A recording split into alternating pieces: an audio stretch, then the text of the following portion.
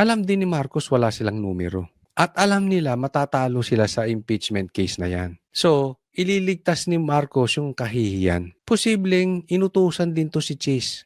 Posible. Na gawan mo na ng paraan na hindi matuloy ang impeachment. Wala talaga tayong numero, matatalo tayo dyan. Kakahiya lang. Marcos is a sitting duck. Hindi niya nahawak ang Senate. Kaya ako naniniwala, bagamat ayaw ng Duterte Black ang impeachment matuloy, ako naniniwala si Sara gusto niya. Why? Alam niya panalo siya eh. Hindi siya makukonvict. Even me, gusto ko matuloy. Bakit? Alam ko rin mananalo. Wala silang numero eh. Huwag na tayong maglokohan. This is a political process. Yung we will decide based on the evidence, maniwala kayo doon. Political yan, kampi-kampihan. At the end of the day, they will just justify yung votes nila, iboboto nila kung gusto nila o hindi ma-impeach si BP Sara as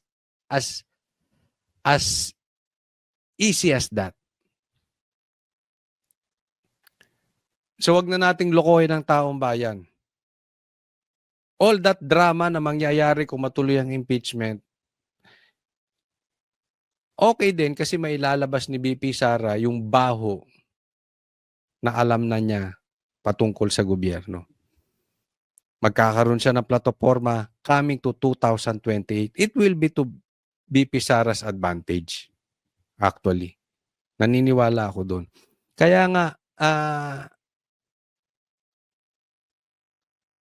hindi ko maano kung dapat ba ang Duterte Black ay for Chis Escudero or kay Tito Soto. But the fact remains, ang mananalong Senate President ay kung sino ang iboboto ng Duterte Black. And that is big time. Nawala ang control ni Marcos sa Senado. Kaya nga, we campaign hard, bagamat nalulungkot tayo dahil dinaya tayo, dahil hindi nanalo yung Duterte, but this is exactly what we want to happen. Mawalan ng control si Marcos dito sa Senate. Kasi hawak na ni Tamba ang Kamara. Pero eto, may nakausap ako hindi ko nasasabihin. Even yung mga congressman diyan, inis na kay Tamba. I don't know kung totoo or hindi, pero ako naniniwala ako sa tao na yun. Because it came from a congressman mismo. Yung balita. Yung nadinig ko. Galing sa congressman na kaalyado ni Marcos. So may gitgitan na talaga dyan. Whether we like it or not, may plastikan man sila or wala, I believe may gitgitan na between the Marcos camp and the BBM camp. Ayaw nila to si Romualdez. Kaya lang na ginagamit yung pondo eh. So kailangan isigaw natin dito dahil this is very, very important. This is very, very, very important. Isigaw nyo sa inyong social media na hindi dapat maging Speaker of the House ulit si Martin. I-pressure nyo yung mga congressman na ayaw talaga kay Martin na manindigan dahil ito si Martin ay Romualdez.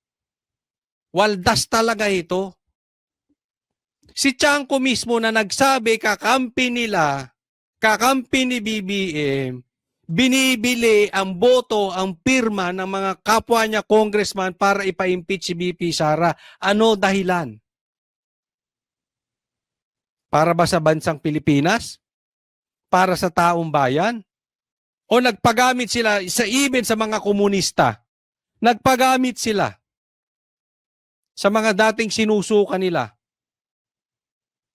Bakit? Gusto nilang matanggal si VP Sara. That's how desperate Martin Romualdez. Ganyang kabwakaw. Buwakaw ng tamba na yan. Ganyang kaswapang sa kapangyarihan. You know why? Hindi niyan kaya lumaban ng patas. The Marcoses, even, lalo to si Tamba, hindi niyan kaya lumaban ng patas. Bilihan po yan. Hindi sa akin galing yan, ha? Kay Chanko. Kaya kayo mga congressman dyan, alam nating galit na dito. Manindigan na kayo. Let's help them. Tayo sa social media, let's pressure them to speak. Hindi dapat na magwawaldas ng pera ng taong bayan. Sabi nga dun sa article na isinare ko kahapon, ginamit ang ayuda ni nanakaw. Even yung PhilHealth tinanggalan ng budget. Ganyan po si Martin. So balikan natin, kung mawawala sa power si Tamba at mawawala at mahahawakan ng Duterte ang Senate,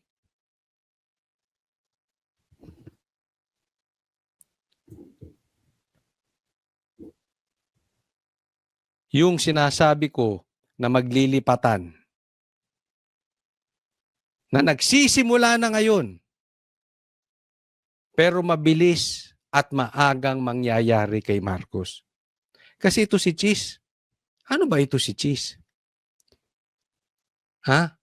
Waiter lang to ni Lisa, di ba? Kanino nagpapalakas? Sa Duterte. Maybe, indirectly, itatanggi niya yon.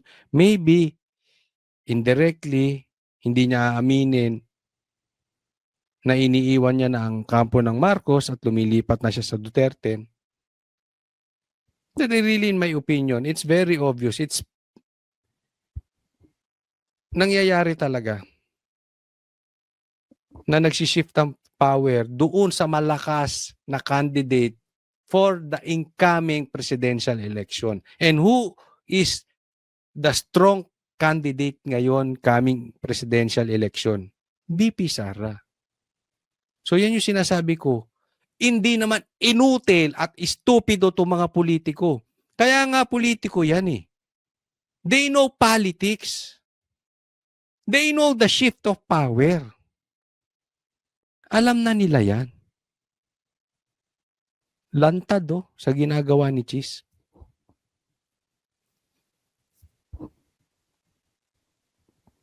And hindi isolated yan si Cheese. Unti-unti na yan. Isa-isa na yan. At an early, fast-paced.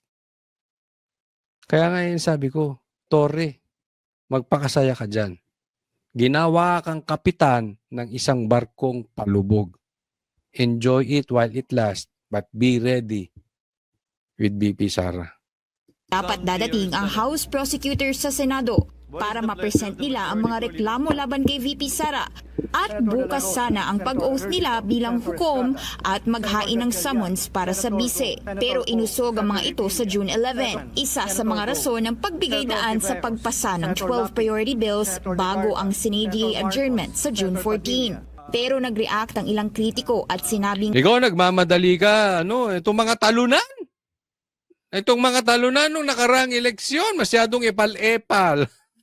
baka paraan lang ito para sa self-interest ni Escudero bilang SP at tuluyan ng itigil ang impeachment trial.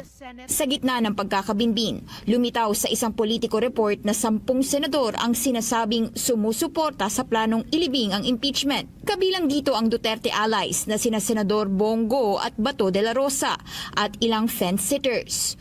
Nabansagan na sila bilang Escudero 11. Sipin mo yan, dalawa na lang. Alam ko 13 ang kailangan eh. Kailangan ni SP Cheese ng 13 Ayun, out of tama, 24 13. votes para ma-retain bilang SP sa susunod na kongreso. Majority. Sinusubukan pa ng Bilyonaryo News Channel kunan ng pahayag ang mga senador. Pero giit ni SP Cheese, wala namang nawala sa delay na ito. Again, walang mapapabura nito, wala rin itong masasaktan. Dahil ang Well, anyway, kahit anong sabihin nila, they're just playing politics for me. Na, gusto lang nila maging, even si Tito Soto, lantarang gusto niya maging Senate President, no? Ulitin ko, ako, wala akong pakialam sa inyo. Pare-parehas. Gusto ko matuloy ang impeachment. Walang katalo-talo si BP Sara dyan. Mapapahiya ang administrasyong Marcos. Dapat mapahiya. pinaka pwede lang naming magawa mula't mula ay mag-issue ng summons. So walang nawala, wala rin naidagdag. Walang binawian ng panahon, walang inambagan din ng panahon. Hindi rin daw utos ng Pangulo ang pag-usog ng timeline at maigi raw na unahin muna ang mga makabuluhang panukala. Siguro Isang naman kapag papapiliin tayo sa pagitan ng dalawang pwede nating gawin o dalawang kaling tatahakin natin, doon ka sa mas may magagawa para sa ating mga kababayan. yaks. Para makabayan, ha. Pwede rin ganito issue niyan. Alam din ni Marcos wala silang numero. At alam nila matatalo sila sa impeachment case na yan. So, ililigtas ni Marcos yung kahihiyan. Posibleng inutusan din to si Chase. Ha? Posible. Na gawan mo na ng paraan na hindi matuloy ang impeachment. Wala talaga tayong numero, matatalo tayo dyan. Kakahiya lang. So magmukha na tayong mabuti na hindi natin itinuloy. Kunwari, pabor tayo kay BP Sara. Diba? To save face. Diba? Parang yun nangyari kay Torre. Nakakahiya yun. 16 days sa KOJC with 5,000 to 6,000 men. Every time, 24/7, palitan sila. Mga pulis dun. Tapos sa ISAP sumuko. Hindi na sila makaalis dun eh. Kasi kahihiyan, umalis sila. Diba? Kaya sila nagtagal na rin ng 16 days. Dahil kahihiyan sa pagmumukha nila yun.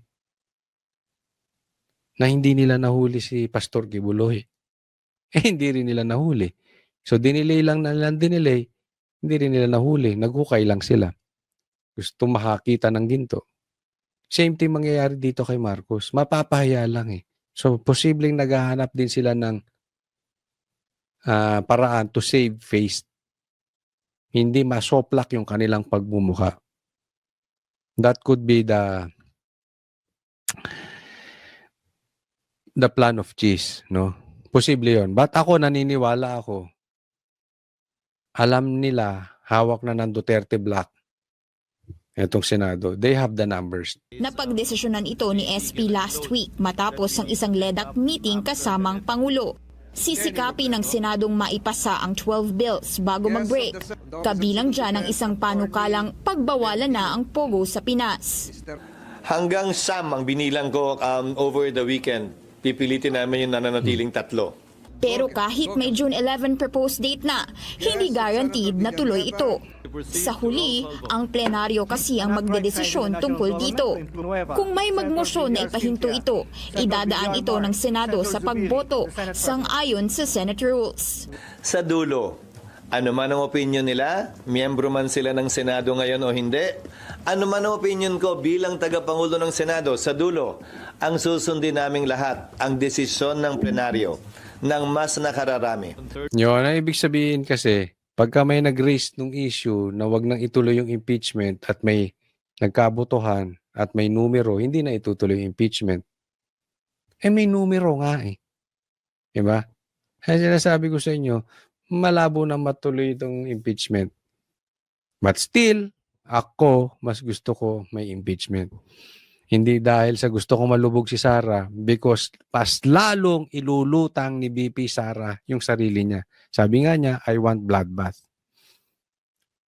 Ang meaning daw niya yun dahil dadanak ang kanyang dugo, dahil parang sacrificial siya. Ako, naniniwala ako, alam ni BP Sara siya ang magwawagi. In the end, siya ang wagi dyan. Kaya gusto rin niyang matuloy. Parehas kami, di ba? At sa oras na Next topic po tayo. Eto na naman si Marcos, nagbago ng isip. Inatasan ni Pangulong Ferdinand Marcos Jr. ang Department of Public Works and Highways at Transportation Department ang pagpapaliban ng EDSA rehabilitation sa loob ng isang buwan. Sa gitna ito ng pag-aalala ng mga commuter dahil sa inaasahang mas mahabang oras ng biyahe kapag nagsimula na ang EDSA rehab sa June 13 na inaasahan tatagal ng hanggang 2 taon. Meron tayong mga nakita na mga bagong teknolohiya na hindi natin ginamit doon sa pagplano sa EDSA rehabilitation. Sabihin mo, weak ka talaga. Nagbago na naman ng isip, hindi na itutuloy yung ad-even at hindi mo na itutuloy yung rehabilitation ng EDSA. Huwag mong i-rehabilitate yung EDSA, Marcos. Ikaw ang magpa-rehabilitate. Ikaw magpa-rehab. Diba?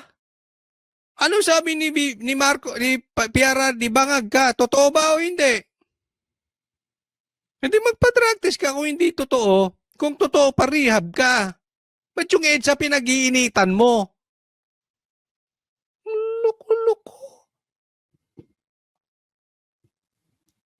Simple lang yan eh. Drug test or rehab. Pili ka. Kung hindi ka adik, hindi ka bangag, sabi nga ni Tatay Digong, drug test ka. Pero sabi niya meron daw silang nabalik tayo doon sa EDSA. Alam mo Marcos, wag mong babanggitin yung rehab na yan. Ikaw ang naiisip ko bubuelta sa'yo talaga yan. Huwag mong binabanggit yan. Kita mo, natatawa yung nasa likod mo, yung anak mo tsaka si Lisa. Huwag kang banggit ng rehab. Pambira ka, Marcos. Tuloy natin, EDSA. Ano meron dito sa EDSA?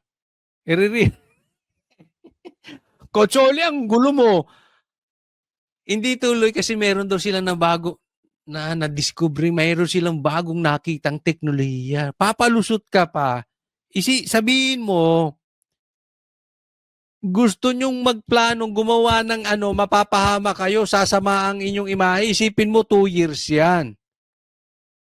2 years traffic sa EDSA. Mapapahama ka dyan coming to the 2028 election. Hindi epektibo yung ad-even, nagagalit ng taong bayan. Babalik sa iyo, may backlash na naman. Magagalit sa iyo taong bayan, yari ka na naman. Lalong nagalit sa iyo. Gutom na nga, traffic pa. Saan ka nakakita niyan? Only in the Philippines. So ipinahinto niyan. Pero yung iba nga sinasabi, kukurakutin daw nyo yung pera eh. O di ba may pera dyan? O hinto muna. Amin muna. May nagsasabing ganun ha? Hindi ko pinapaniwalaan yon, Marcos. Hindi. Pinapaniwalaan ko, palpa ka talaga mag-lead. Kulang kayo sa planning. Kaya urong-sulong kayo, mag-a-announce kayo sa media, tapos ngayon, pahihinto mo.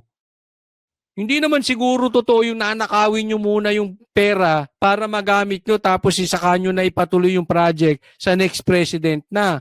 Kawawa si BP Sara. Hindi naman siguro ganun, Marcos, di ba? Di ba? Kaya in-instructionan ko si Secretary Vince Dizon at saka si Secretary Manny Bunuan ng DPWH ay sinabi ko, pause muna doon sa rehabilitation. Sabay palakpak si Liz. Idea mo yan, Lisa? Huwag muna natin gagawin. Dahil pag tinitignan natin yung cost-benefit analysis, maganda sana kung maayos natin. Ngunit, ang laking sakripisyo ng 2 taon na masyadong mabigat, masyadong mahigpit. So yung gagastusin doon, kanino pupunta muna, Marcos? Habang pinopospone. I'm just thinking out loud. Ang traffic. Ayon kay PBBM, ipagpapaliban muna ito ng 1 buwan upang mapag-aralan munang mabuti ang mga bagong teknolohiya upang mas mapabilis ang rehabilitasyon ng 23.8 kilometer road. Bigyan natin ang sarili natin ng 1 buwan. Pag-aralan natin itong mga bagong teknolohiya, na nakikita natin, na pag-aralan natin, gumawa tayo ng magandang plano, baka naman, imbis na 2 taon, magawa natin sa 6 na buwan, magawa natin sa 1 taon. Yan na naman yung mga salita ni Marcos na magkakaroon ng 20 pesos na bigas. Yan na naman yung mga promises, mga empty promises ni Marcos. Parang itong yung mga lalaking babaero. Napunta na naman sa babaero.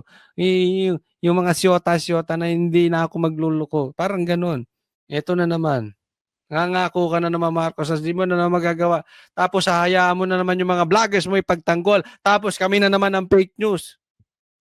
Ikaw ang pangako ng pangako, hindi mo ginagawa. Whatever it is, tignan natin kung anong available sa atin. Ito ang inanunsyo ng Pangulo ng pangunahan ng First Family kahapon, ang Pamilya Pass 1+3 promo sa mga linya ng tren sa Metro Manila.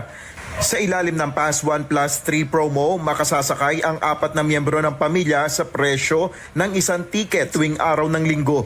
Kita mo nung kalokohan ni Marcos. 4 makakasakay sa MRT, pero isa lang ang may bayad. Tuwing linggo lang. Ito yung sinasabi ko na si Marcos, artificial. Pinapaganda niya, pero walang talagang benefit. Parang bigas sa kadiwa. Parang 20 pesos na bigas sa kadiwa. Na parang pagkain ng aso. 20 pesos na bigas sa Cebu na isang araw na parang pagkain ng aso. Sa madaling salita, walang lehitimong tulong. Kasi hindi continuous eh. Di ba? Hindi naman po pwedeng linggo ka lang aalis. Coach, ang purpose niyan pang pamilya, wala ding kwenta. Ang bulto ay nung nasa nasa weekdays. Parang yung bigas. Mahirap ako. Saan ako maghahanap dito? Halimbawa, taga ko, Manila, sa Alabang. Mahirap. Saan ako maghahanap ng kadiwa dito? Di ba? Inuloko nyo taong bayan eh. Pupunta sa Cebu para isang araw lang. Nakikita nyo yung katarang, naku, niloloko nito mga ito. Ayon sa Pangulo, layo nito na mas maging masaya ang pagsasama ng pamilya tuwing linggo na maliit lamang ang gastos sa pasahe. Ang kultura ng Pilipino, ang linggo, para sa pamilya yan. Anong gagawin ng pamilya? Mag-adik? Magpasyal? Para sa mga mahal sa buhay. Para naman mabigyan natin ng pagkakataon yung ating mga pamilya, mabigyan Max, may palakpakan pa sa paligid. natin ng pagkakataon ang ating mga kababayan na maramdaman nila yung linggo. Magtatagal ang promo na ito hanggang sa huling linggo ng taon 2028. Nel Maribuhok, UN Yan nangako na. Alam mo, natatawa ako dito. TV News and Rescue, Diyos ang aming sandigan, Sir Kunwari, pinagkakaguluhan siya. Pero walang lumalapit. Diba? Pansinin nyo pag si BP Sara ganyan. Talagang pagkakaguluhan. Tama, layo ng camera. Tapos kunwari, pinagkakaguluhan. Diba? At yun nga mga kababayan, anong masasabi niyo sa balitang ito? Maaring ihayag ang inyong opinyon at kuro-kuro sa comment section sa ibaba. Huwag din kalimutang mag-like, mag-subscribe at mag-share sa bidyong ito. Maraming salamat sa panonood.